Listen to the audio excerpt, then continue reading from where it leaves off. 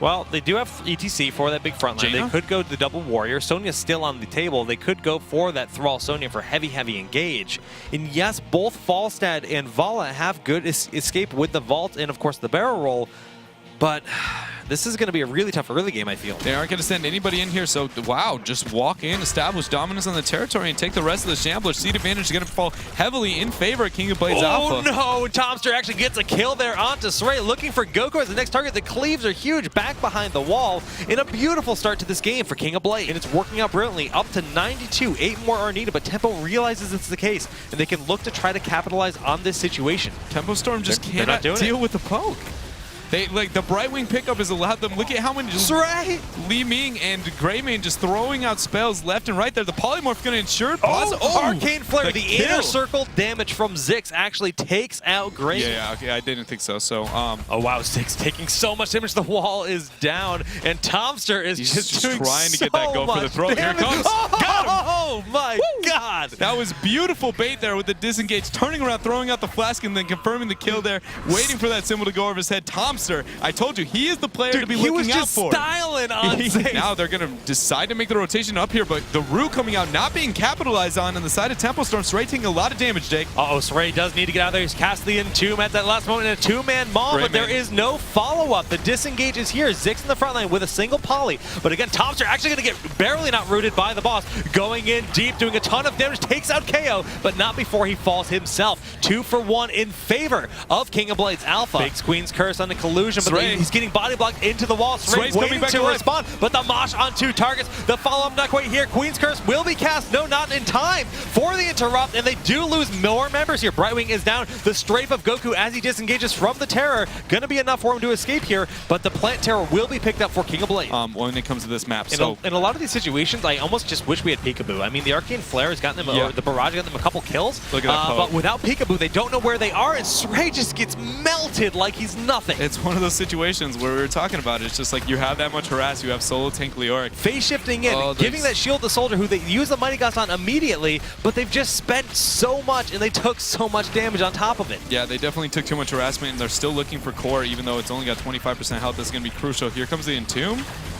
Not quite yet. There it goes. The Entomb's going to be locked in here, Jake. The strafe is good. It's doing a lot of damage, but it's not enough. Sray gets melted like he's nothing. Tomster just dashing in. There goes KO on Zagara. The Maw is not going to be enough for this defense. A 3v5, but we do see Li Ming gets burst down. So a nice win, and the Ancestral Heal does not connect on Greymane. Tempo Storm's suddenly biting on back. The core shields are holding, but the Mosh Pit on 2 targets. The blink into the fight, not able to secure the poly, and King of Blades Alpha should be able to end it here. Yeah, that's it. He still has Ancestral Healing on cooldown, so keep in mind he will be able to do it himself. The shields are down 97%. That's going to be it. There's no hope. There's no Gust. There's no way he can do it. Sray is not going to be able to survive here, Jake. That's going to be it. Kings of Blade Alpha is going to take game number 1 here against Tempo Storm. What a Cinderella story. Tempo Storm, one of the oldest brands and heroes of the Storm. The Ancestral Heal connects, and the core has fallen. I can hear their battle cries from across the studio. Absolutely.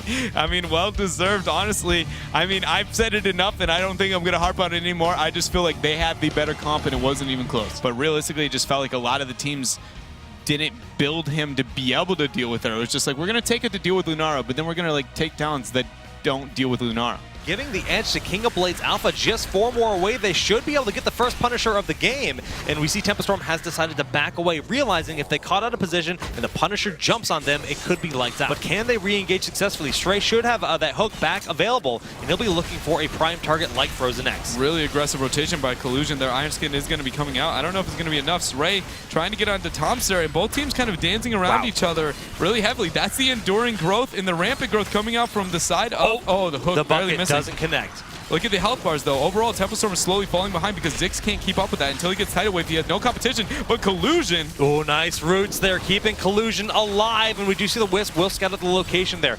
Once again, Sray can start looking for that hook. 16-second cooldown available again, but Tempo Storm having the edge on this Punisher, they will get the second Punisher of the game.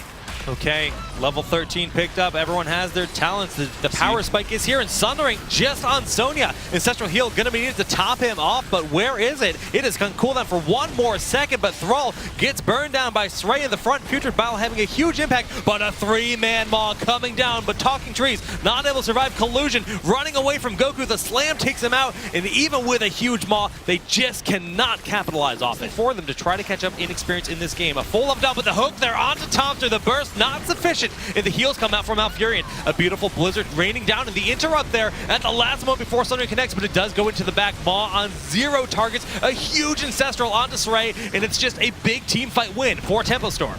Yeah, and that was honestly a great hook to confirm the kill there. Goku just needs his 5. This is going to give them a huge advantage here over their opponents. I wouldn't be surprised if Tempo Storm actually didn't confirm this Immortal. When it's baited, they need to make sure they bait it to a keep. Oh, max range hook onto Li Ming. Talking Trees will get burned down to just barely survive. And Tranquility has been popped. We do see Sonya has entered the fray. The Punisher is marching on in, but the fact that Tranquility was burned is enough of a win in itself. That is huge. If they get 1 kill here, I'm pretty sure they're going to be looking at the hook on Collusion, pulling him in. The big heal's not going to be there. Sundering desperately trying to sustain through, but Collusion goes down. Tempo Storm is just marching in with Goku. Frozen X has fallen. 3 members down, and Tempo looking to bring us to game number 3. Absolutely. They have essentially nothing to be able to deal with that situation, but Lunara definitely overextending a little bit. The Punisher, I don't think it's going to matter, honestly. Like, when you think about it, Malfurion and King of the Blades, as long as he doesn't get the reset, it's going to be There's nothing. too much health left on this Immortal. Guys, there is no way they can stop this with just Malfurion and Li Ming. Tempo Storm just chunking through that core.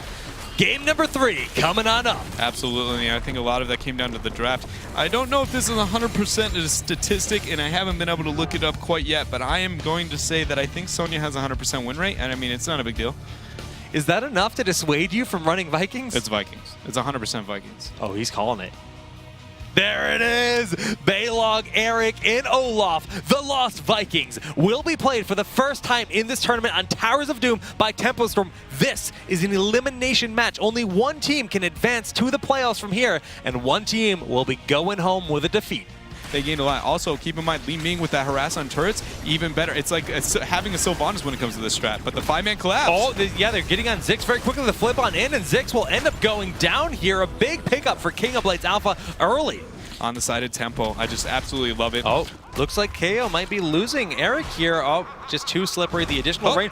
Ooh, Shadow Charge picking up the kill, confirming the first kill of a Viking in this game, if I believe. But Collusion stayed too long with that aggressive Shadow Charge, and he'll end up falling, spending many souls in the process. This is going to be a 4 versus 4 for the time being. Apocalypse being used, but no success. The Sundering displacing the team in a beautiful, massive Ancestral Heal going in, but the damage from Li Ming in the back, gonna get the reset. No Collusion, barely staying alive, and he will be able to walk on back with that last-minute heal. I mean, okay, so you only lose one person in that situation, but there's something more to be looking at. If you just lost to a Vikings, like you already lost one person in a Viking situation right there, you chose that fight, you lose the fight, and you're playing against a Viking soaking all 3 lanes. It's kind of telling of where this game might be headed, Jake. But now he's actually backing out, and he realizes this one shrine is going to be a 5 versus 5 fight. Not letting that happen. The cleanse coming out from Ziggs. Very good play there. Apocalypse on no one, and a huge condemn coming out from Srey. The Ancestral Heal will connect, but not on Talking Trees. Dark Chimera running away, getting out a huge force wall, locking them in, but Collusion is stuck in there with Tempo Storm and has to spend his souls to respawn.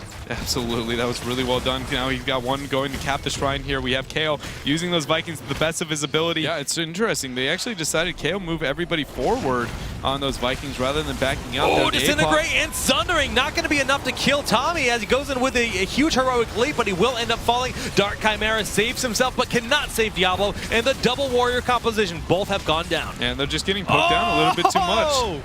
The shield coming in, calculated there on Frozen X part. They're going to lose now what is going to be 5 more shots. It's going to be 5 more shots as well, and they might even look to take a boss there. Yes, so that will be, what are we going to be sitting at here? That's 4. They're going to be 5 health left on the, on a 5 health to 36 Dreadnought. And 16 tier advantage. It's not even just the health, it's honestly that you're down in XP as well. I just want you to know that there's about to be 3 shots moving into the core on the upper half of the map. Oh yeah, they're making it past because the bell tower hasn't respawned yet. Those triple sappers will bring the core down to just 2 HP. A big misplay by King of Blades. Absolutely. Well, I mean, it's a little bit of one of those situations where it definitely hurts that they got more shots in the core, but they're so far behind at this point. I don't know if it's going to make that big of a difference, but let's see how they can do it. This is the best fight they're going to get. Topster gets completely secluded and blown up. Collusion has just get nerfed down by the stuns, and his life is just over. The reset of Li Ming not even needed anymore because they can just push in for that death blow as they can just burn through these bell towers. That means that there's actually going to be damage dealt to your core. If you don't control a single bell tower, you will lose the game. They have to stop defending top. They have to go clear on mid right now. No, they lose. This is it. The bell tower is going to fall. Clear mid. That's the only opportunity. That's going to be GG. GG. Tempo Storm on a huge game number 3 versus King of Blades Alpha will be victorious and advance into the playoffs. You'll see that Siege, 1 damage done to the core. The Ancestral doesn't connect, and the final shot is traveling in. GG. Tempo Storm is going to playoffs. Absolutely, and with a very unique strategy right there, KO on those Lost Vikings. We know that he loved them. I honestly didn't expect to see them kind of pull out that type of strategy, but I mean, it's what they felt they needed to do. Backs against the wall. That was match point, and they well deserved, honestly. Superior control of the position right now by Panda Global, but the poke from Lunara trying to move them. A big mosh interrupted very quickly. One more needed for Tempo, and Tempo secures it. Now Panda Global is very over.